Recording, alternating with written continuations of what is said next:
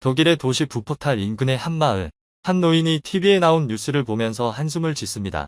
독일의 수도 베를린의 한 호텔에서 초대형 수족관이 터져 사람들이 다쳤다는 뉴스였죠.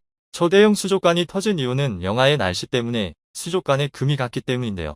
살을 파고드는 추운 날씨는 이곳도 예외는 아닙니다.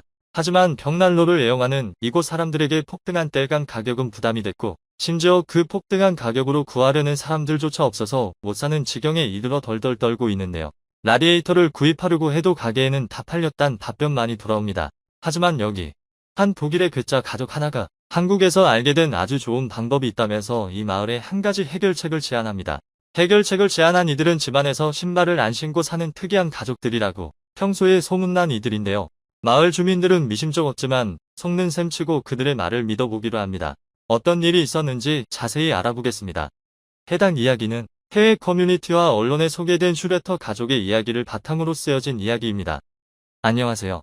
저는 한나 슈레터라고 합니다. 저에게는 아주 특이한 오빠가 있는데요.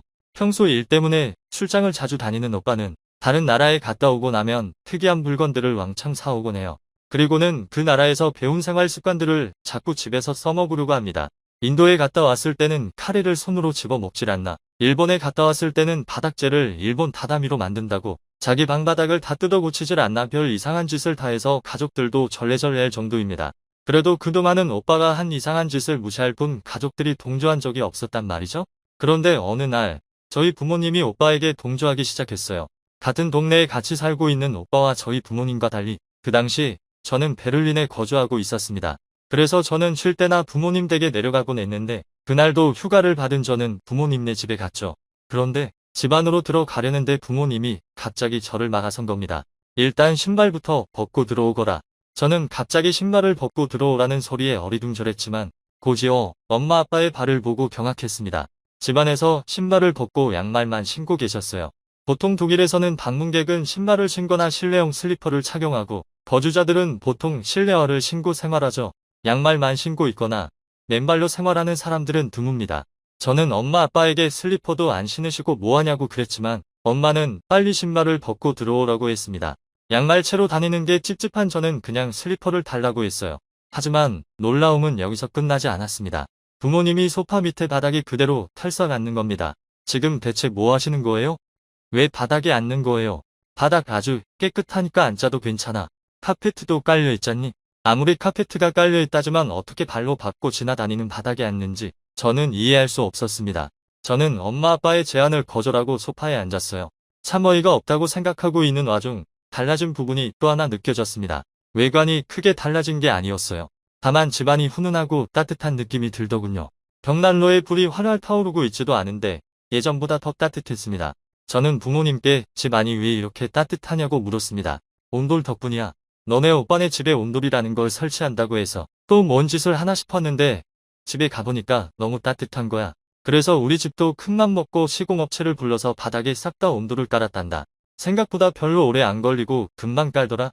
부모님은 온돌을 쓰고 나서는 이렇게 방바닥에 앉아있거나 누워있는 게 습관이 됐다고 하셨죠. 저는 부모님의 말에 할 말을 잃었습니다. 한두 푼 든 게 아니었을 텐데 오빠가 대체 무슨 말로 부모님을 꼬드겼나 싶어 만나면 한마디 해야겠다는 생각이 들었죠.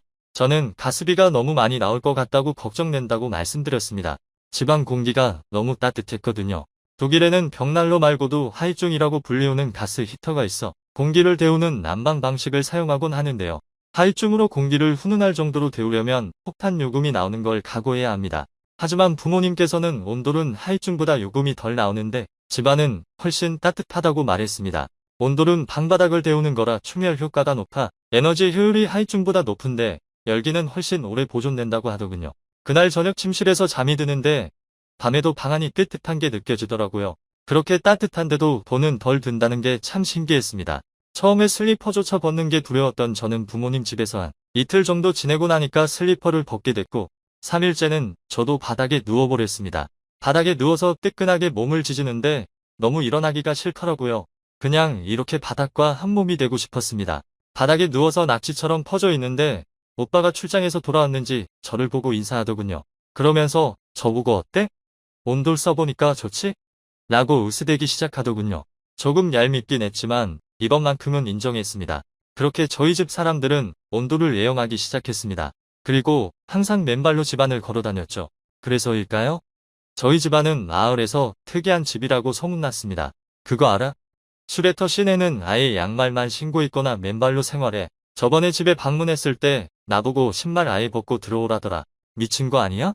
아니 어떻게 맨발로 집안을 걸어 다녀? 사람들은 저희 집안을 흉봤지만 오빠랑 엄마 아빠는 크게 개의치 않았습니다.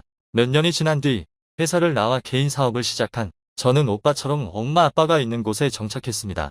그리고 저 또한 온도를 깔고 맨발로 집안을 다녔죠. 그렇게 세월이 흘렀습니다. 계속되는 러시아 우크라이나 전쟁 때문에 러시아에서 천연가스를 수입하기 어려워지면서 유럽 전체는 난리가 났습니다.